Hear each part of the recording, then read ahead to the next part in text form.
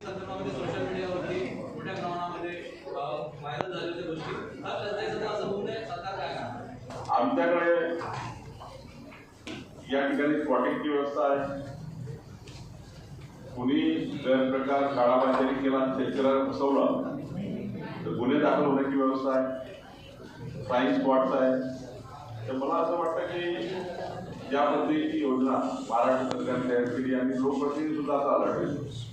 आमचे सर्व विधिमंडळ सदस्य हे प्रत्येक ठिकाणामध्ये विजिट करतात. नागपूरचा विचार केला तर जिल्हाधिकारी स्वतः, जिल्हाधिकारी कुमार आशीर्वादनी एकटा नागपूरचा विचार केला तर सर्व कृषी केंद्रावर तहसीलदारांनी, कृषी अधिकारी, गटविकास अधिकारी यांनी भेटी दिल्या आहेत. यावर्षी मात्र कुठलीही काळाबाजारी, टंचाई आणि जाणीवपूर्वक टंचाई करणाऱ्या लोकांना आम्ही सोडणार नाही. स्वतः मी अमरावती नागपूर लक्ष टाकला आणि माननीय मुख्यमंत्र्यांनी कॅबिनेटमध्ये सर्वच पालकमंत्र्यांना सूचना दिल्या की खरीपाच्या विषयावर लक्ष टाका. खरीपाच्या बैठकी आहे, मी बैठक घेणारा खरीपा काढावायची. त्यामुळे कुठली काळाबाजी होणार नाही.